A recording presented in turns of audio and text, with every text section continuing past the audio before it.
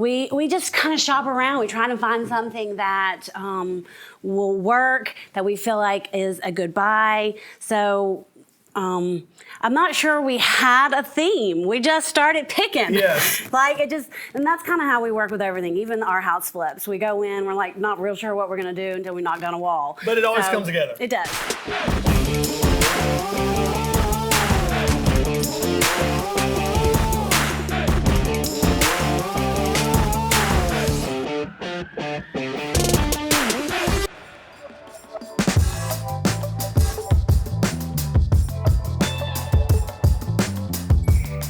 Hey guys, we're here with my wife Rebekah, and Hi. at our building downtown. It is a property that we use mainly for Airbnb rentals, and we're excited to show you what we do today. Airbnb is kind of a hot topic, and people are always asking kind of how we run ours, so we'd love to show you. So how this came about is me and Rebekah wanted to own something in downtown Birmingham. We love the idea of having a building down here.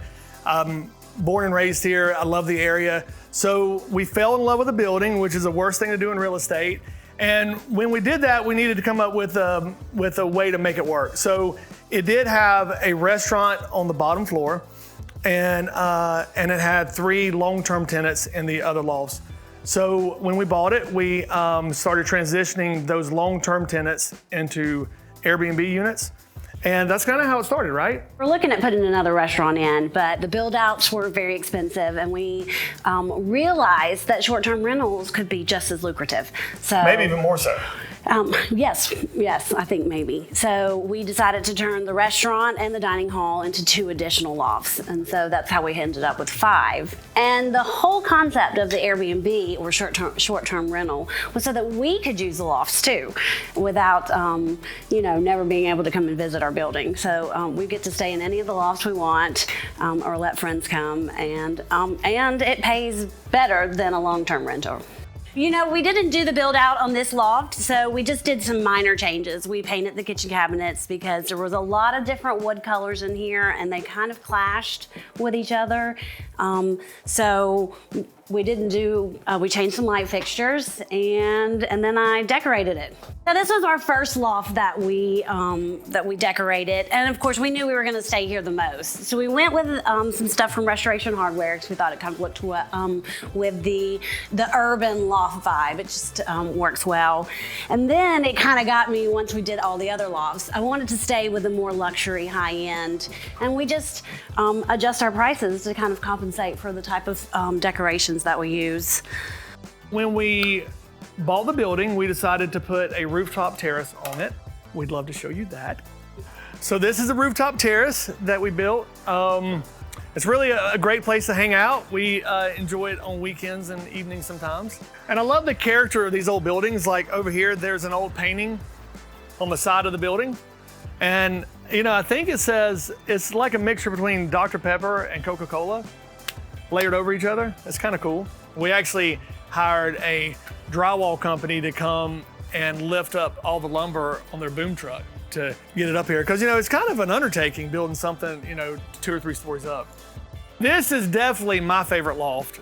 It's loft 5. Yes. Rebekah's, I think, is loft 3. Loft 3, and we'll go show you loft 3 in just a second. So I'll tell you what caught our eye was the Alabama sign. That was Absolutely. it. True that story. That Yes. is what made us want to buy this building, was just sitting in here and staring at that sign. It just means so much to the city, and we love it. Okay, so this is loft 3.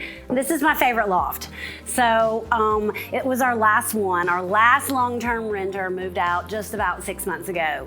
So it was the last one I did, and I think that I had some experience, so that helped me to pick the things that I liked a little better. Each loft is very individual next to the next one, but I think they kind of all are cohesive. They all feel right in the space that they're in, but they are very different in some ways. This one has some unique stuff. It does have a much larger TV. We actually bought it from the long-term renter that was in here, so it's kind of an upgrade. This is the one I'm gonna be sitting in with my fancy TV. We actually use an outdoor teak table in here. I just liked the way it looked. It just all came together. And we also go with as much Birmingham theme as we That's can right. because we love our city.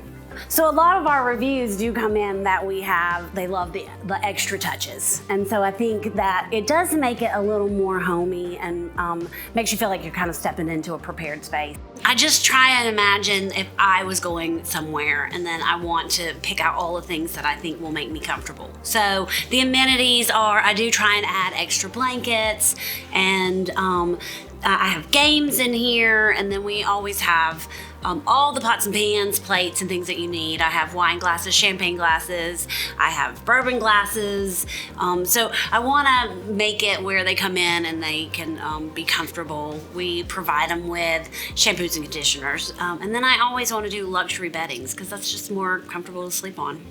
We do try and provide a full kitchen, so if someone is here and they want to cook the whole time, they've got all that they need to cook. All right, well, let's come back here and we'll show you how we do our bed and bath. So this is the king size bedroom. I do all white. This is a big debate. I join all of the Airbnb Facebook groups, and it's, do you do white? Do you do colors? And I think I prefer the white. I prefer a hotel that has the white. I prefer a house that has the white. Why is that? Because you think you can hide the... No, I think you can't. Right, you can't hide stains and things like that. Yeah, you can tell if white is crisp and clean.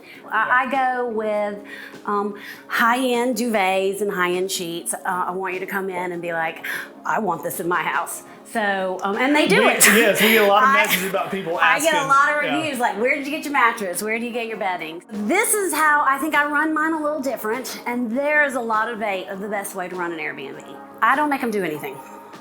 I ask them to put their wet towels in the laundry room because it's all hardwood floors.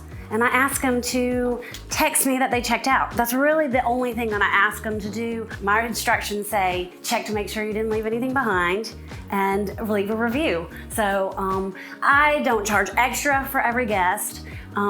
There's a lot of them that you log on and you think, oh my goodness, $99 a night, that's great. And then when you start adding on, like you have 3 people and it ends up being $400 a night. So my price is just it. As soon as your checkout time, within a few hours, it says leave a review. And so they would just go on. And it's kind of important, people who don't know Airbnb, if you get anything less than 5 stars, it's actually saying you've done a bad job. So we really want a 5-star on everything. You don't want to do one-night bookings, right? Because what if somebody came in and booked one night on a weekend? It would eat up your whole weekend. So we do 3-night minimums, unless it's between a Tuesday and a Thursday, right? That's right. And then that kind of helps you book your calendar and kind of fill it up. When we first started, we didn't have that in play, and when we pulled up our calendar, we had every Friday and Saturday booked out for months, but nothing else. And so then I guess if we ever were to have a request for 5 nights, it wouldn't work. So when we put that in, we noticed that everything changed. I will consider a 2-night stay when it's not that far out, just a couple of weeks out, or if they have a great story and I want to help them. Yeah, so as a host, it is important, I feel, to ask questions and get as much information because, you know, Airbnbs in some areas are known to, Airbnb guests will come in and throw parties. And we've had some of that, but we kind of shut it down quick. I think because we're priced a little above the going rate for most Airbnbs in the area because we're trying to have more of a premium, almost like a boutique hotel feel. I think that helps us keep a lot of the troubled guests out of here. So you can contact us directly, which we really would prefer to start booking more people directly at 216lofts.com. Soon. 216. But we have an Instagram page right now that's 216 Lofts. Also, you can just call Matthew Gregory. Call me. 205-965-3148. And you can book through Airbnb. There are additional fees charged by Airbnb, and we can't control those, so you might want to just call us.